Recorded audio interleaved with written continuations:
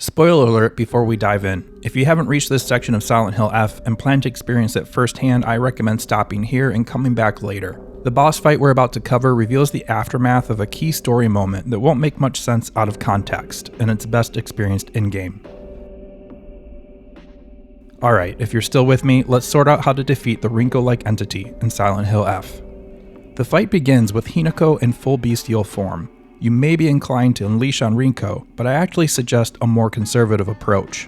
Back away from Rinko and manually turn off bestial form while avoiding her initial area attack. By turning off bestial form now, we'll conserve a portion of the kudzu seal gauge, allowing us to use it later. It'll make more sense when we get there.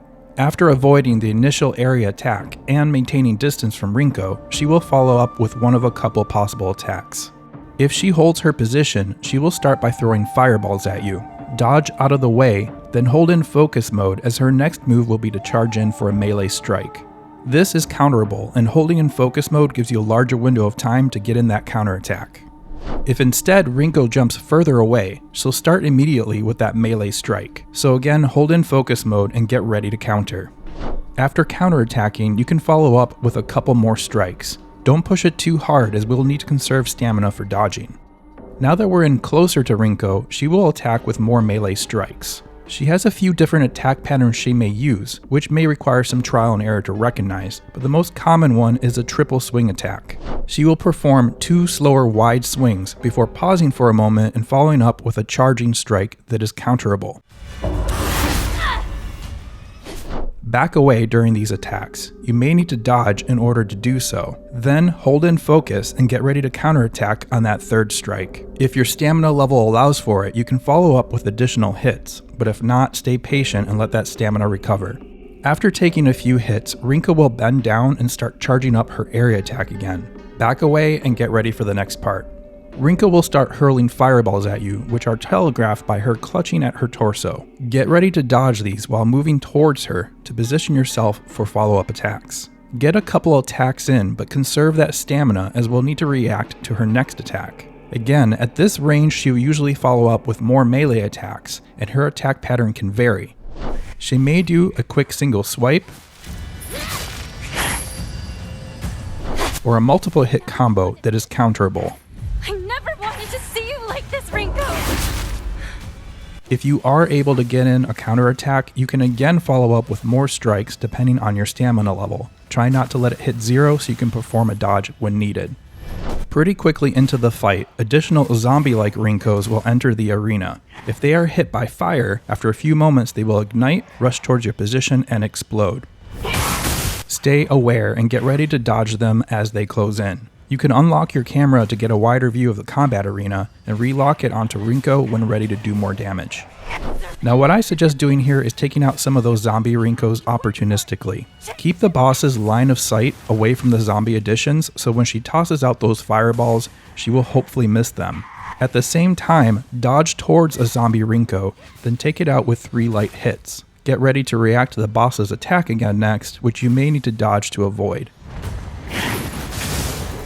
When a zombie has been incapacitated, you can get close and use Soul Siphon to charge up the kudzu gauge. Ideally, we want this fully charged before the next section of the battle, which we'll get to in a moment. This part of the battle will continue for a little while. You don't need to take out every zombie Rinko that shows up. I suggest a balance between eliminating a zombie and getting damage in on Rinko herself. There is a cadence to Rinko's fireball attacks, and you'll want to fit in your attacks between those. When you dodge those fireballs, try to dodge towards what you intend to do next, whether that is attacking Rinko, attacking one of the zombie additions, or using Soul Siphon on a downed zombie. Now in addition to the fireball attack, Rinko can also perform these ground line explosions. She'll signal this by whipping her flail at a distance, and you'll see the ground start to heat up. These are fairly easy to recognize, and you can avoid most of them just by stepping out of the way. As the battle progresses, Rinko will eventually stand her ground and start charging a wide area ground attack. When this happens, any zombies that may still be in the arena will instantly ignite, so be ready to dodge those. Then, I suggest unlocking the camera so you can get a better view of where the ground explosions will be coming from. Get in close to Rinko and space out several quick attacks. You'll want to be judicious with these so that Hinako's stamina isn't completely depleted. Rinko will end these attacks with another large charged area attack. Back away from this, and if your kudzu gauge is fully charged, this is where I recommend activating it. Rinko will now launch into a string of several different attacks, which can be very challenging to read, avoid, and react to. Hinako's bestial form lets us handle these better in more than one way. First, in bestial form, any counterattack windows are automatically lengthened, which makes it easier to stop Rinko's attacks. Second, if you aren't able to either dodge or counterattack, any damage you do take will consume a portion of your kudzu gauge rather than Hinako's health, so bestial form gives you an extra safety to surviving the barrage. Counterattack or dodge the best you can, then get ready to dodge one more ground area attack. Heal up if needed and continue with the fight.